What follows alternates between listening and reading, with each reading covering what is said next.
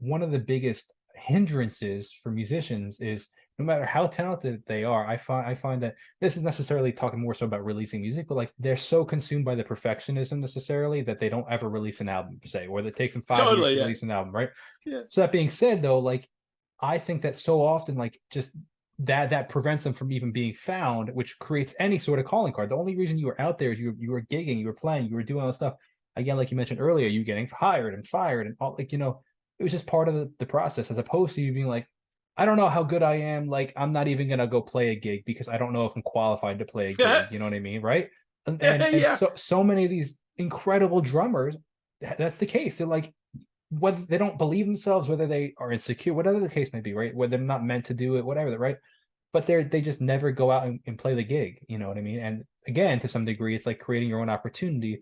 Things happen for the people that go out and try, and it's just very interesting that you kind of mentioned like the better musician. I know so many more musicians that are way more talented than I, but they just don't put themselves out there. And it's just a really interesting, they could be way more successful than most people that I know, and it's just very interesting that you mentioned that. Yeah. Yeah, in terms of getting out on a gig, I'm better at processing this particular thing, which I'm going to tell you, but than I was before when I was younger. But I still feel it, and I'll tell you what that is. When I make a mistake, it's they say, well, loud and proud, and it's like, well, I can do the loud part of the mistake, but I ain't fucking proud of it. Sure, sure, You sure. know what I mean? So it's like, I make a mistake, I'm sitting there going, and then like my brain just scrolls through all this stuff of like, see, man, that's exactly why, Sure. you know what, man, and I'll just start, and I'll Exactly. be doing the shit on stage inside Yes, my own head, 100%. right? 100%.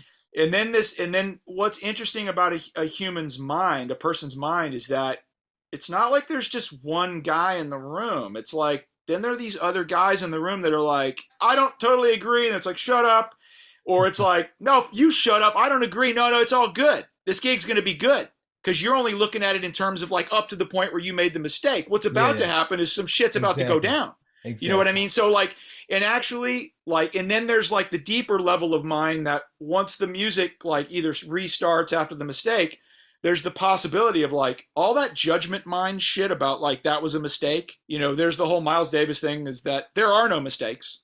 That there's that idea. Then there's the idea, the first one I said, where it's like you're pissed off at yourself because you made a Sure, mistake. sure, sure. And then the fact that you made a mistake causes you to become emotionally engaged and Sure, sure, reacting sure. and like going through a certain kind of holy shit struggle. Like I just struggled with the fact that I'm pissed off at myself because I can't believe I made that mistake. And then that makes all this other shit happen, Yeah, yeah, which is yeah. like, which is almost like, well, what do you do now that you got caught with your pants down? Yeah, yeah, It's yeah. like, well, everyone's already seen your shit. Yeah. So it's got to be Huh. more.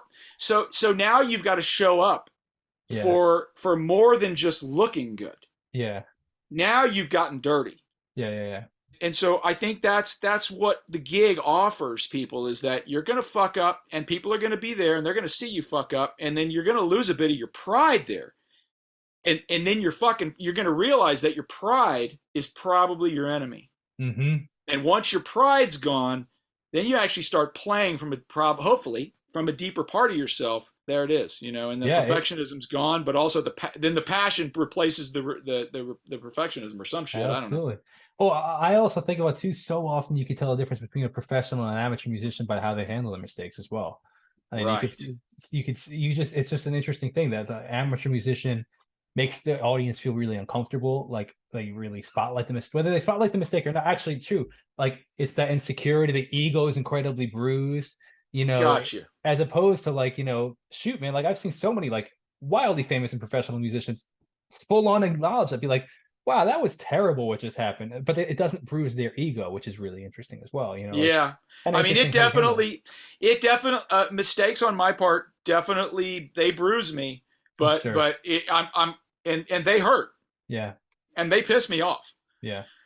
But I think they do not change my relationship to the audience though. Exactly. Exactly. Like, am I actually embarrassed? I don't know if I'm embarrassed. I feel probably more like, you know what? That's not why you bought this ticket. It's almost like I Huh. feel like I'm sorry, and I'll be fucking damned if I'm not going to go on the warpath against whatever it was that caused me to be Yeah. out of it. Yeah. That's In a the way, I don't know. Fuck. yeah, yeah. I hear you, man. It's so interesting.